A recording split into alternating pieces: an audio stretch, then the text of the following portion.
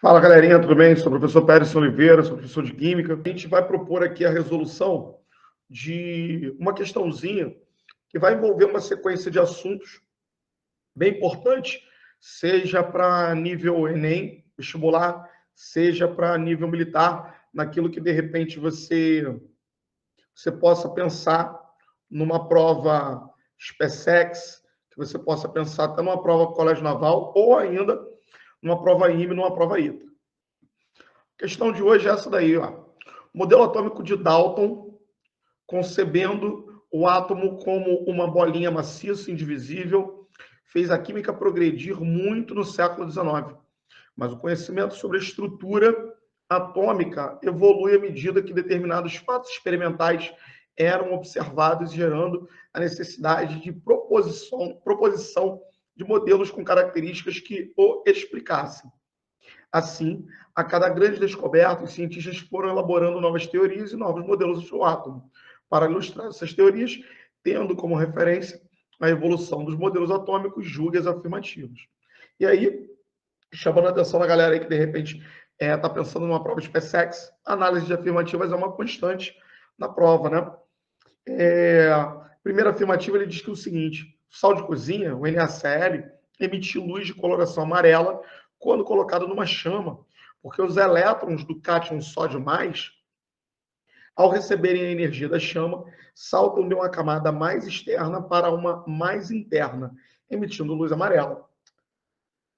Segundo parênteses, ele coloca o seguinte: a concepção teórica de uma órbita definida para um elétron é inaceitável depois do conhecimento do princípio de Heisenberg.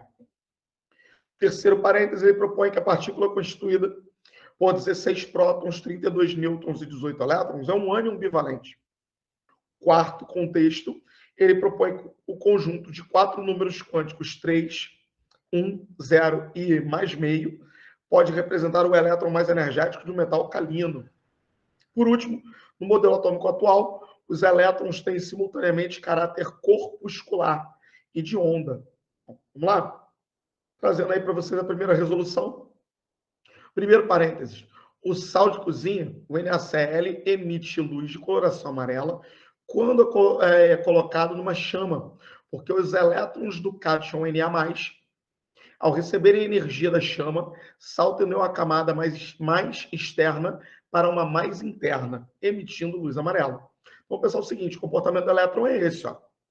Se ele recebe energia, ele salta para um nível mais externo. Se ele, na hora que ele volta para esse nível de origem dele, ele libera o excedente de energia dele na forma de luz, que é aquilo que o Planck propôs para a gente como fóton, né?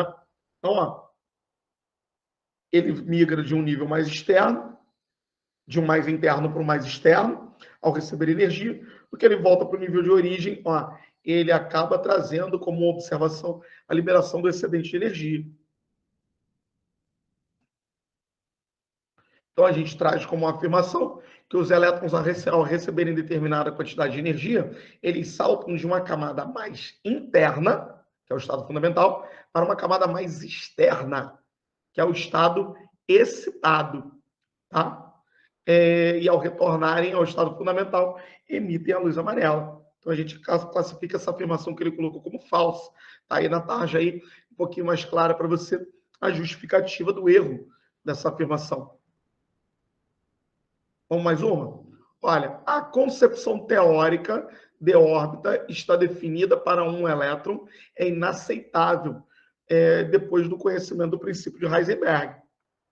Então, de acordo com o princípio de Heisenberg, a gente não pode determinar com precisão e simultaneamente a posição e a velocidade de uma partícula. Haja vista o comportamento que o elétron tem de partícula-onda, tá certo? Então, necessariamente, essa afirmação é verdadeira, levando-se em consideração que o princípio de Heisenberg cita a incerteza da posição de um elétron. A gente sabe que o local mais provável dele seria a posição no orbital, mas que necessariamente, pelo fato dele estar em constante movimento, existe uma incerteza dessa posição ao mesmo tempo. No próximo parêntese, ele cita o seguinte: uma partícula constituída por 16 prótons, 32 nêutrons e 18 elétrons é um ânion bivalente. Então, vamos assim, ó. O átomo está com elétrons a mais do que o número de prótons, ou seja, a gente não pode chamar nem de átomo, seria um íon, seria um ânion, ou seja, ele ganhou 2 elétrons, tornando-se esse ânion bivalente. Então, terceira afirmativa analisada por nós, verdadeira. A quarta afirmativa, ele diz o seguinte: o conjunto de 4 números quânticos, n igual a 3, L igual a 1, M igual a 0 e S igual a meio, pode apresentar o elétron mais energético de um metal alcalino. Então, vamos tentar enxergar o seguinte, ó. Esse número 3 que está aqui, ele representa o nível, tá? Por isso, um 3P. 3 é um nível, L o subnível. E aí você pensa comigo, ó. Se o L fosse 0, seria S. Como o L é 1, vale P. Se o L fosse 2, seria D. Se o L fosse 3, seria F. E aí a gente pensa, ó, o orbital que ele está estudando é exatamente o 0, tá? Então, já fica descaracterizado que é um metal alcalino pelos 2 primeiros números quânticos, exatamente que se ele fosse um metal alcalino, você não teria 3P, e sim teria 3S, tá? Todo alcalino, ele tem a sua distribuição eletrônica terminando em S1. Então, não poderia ser 3P. Com o subnível P, você vai continuar pensando em elemento representativo, mas do grupo 3A até o 8A. Tá?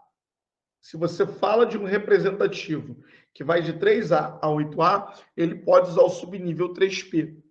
Agora, metal alcalino terroso, só o S. S1 para alcalino, S2 para alcalino terroso.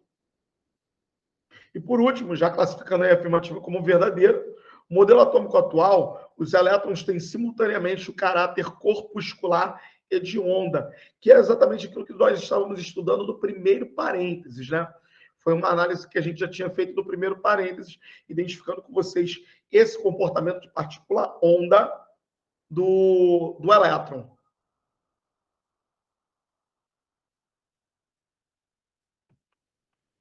Bom, galerinha, é isso aí. Isso aí foi a primeira questãozinha que a gente trouxe para o estudo aí de vocês.